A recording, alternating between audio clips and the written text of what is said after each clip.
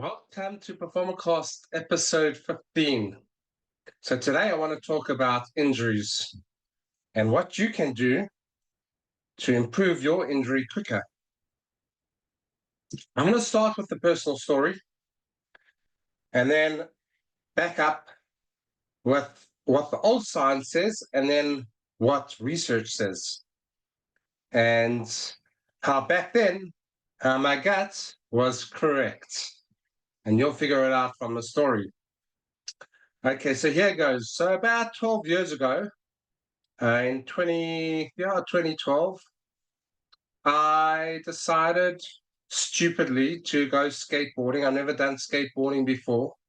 I was wearing these basketball shoes, so they had high grip. I had the basketball shoes. I don't know the difference. I was training on the ball for a while, a good 10 years. I had a strong core. I thought, it's another thing. I did sand duning before and I aced it. I had the right equipment there. But I get to the skateboarding place in South Africa, in Randburg, and, they didn't even give me protective gear. They didn't make me sign any, form. I thought, okay, so they give me a skateboard, one of those real grippy, real steel skateboards that move the wheels. You know what I'm talking about if you're a skater. Yeah, I thought, okay, why not? Let's do it. Let's go try flat. No problem. Pretty easy. And then I go down a little bit of a ramp. And because the wheels moved and I wasn't really quite used to the movement and because my shoes gripped to the skateboard and I couldn't use my ankles to also maneuver it to change the weights quick enough, I fell.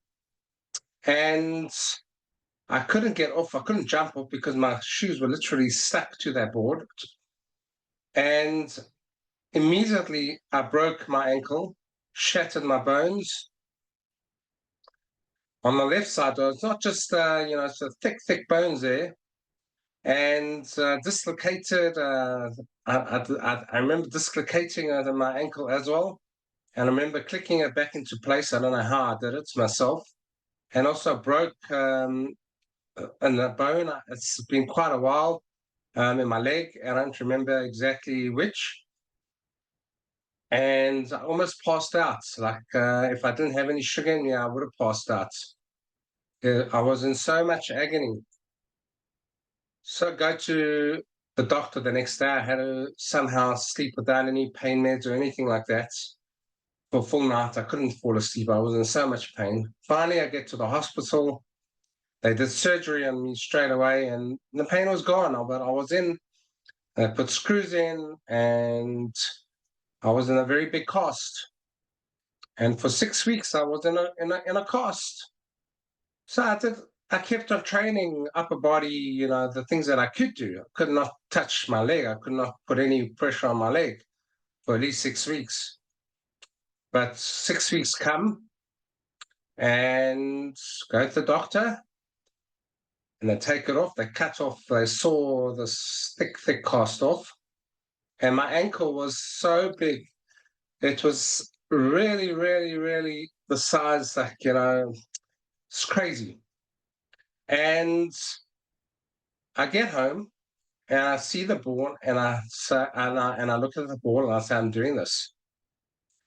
So everyone thought I was crazy, but I stood on the ball for a second. It was so sore, but I managed to stand on for a second, got off immediately.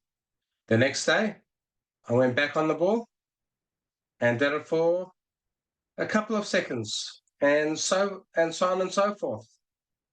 After 4 months of my injury, I went back to the doctor.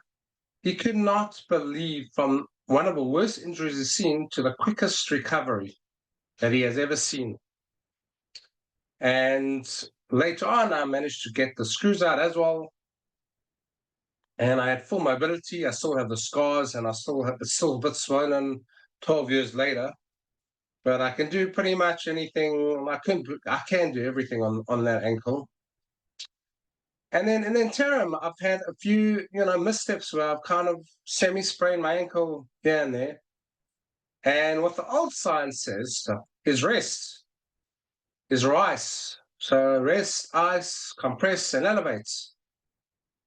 But what new research is suggesting, and what I discovered for the healing, for my own healing, is blood flow, movements. That's where the key is movement. So you don't want to stay passive. You want to keep moving that injured area. Of course, if it's broken, there's nothing you can do. You can't move it. But if it's not broken, you want to, no matter what it is, shoulder, knee, ankles, you've got to keep moving it. Keep active, keep blood flow, because blood flow improves healing quicker. And what I did with the ball, because the ball makes all those more small muscles work so much, whatever naggle I get, when I'm walking or misstep, whatever the case is, I get on the ball and it's gone in a second. And with my injury, with the skateboarding, the constant standing on the ball, the constant blood flow, working it, because all your small feet muscles, your soles in your feet are working and stabilizing, your ankles working and strengthening. And that would enable me to have such a quick recovery and get back training, get back with my life. And it's amazing. So blood flow is key, especially when it comes to injuries. And the ball gives you more blood flow.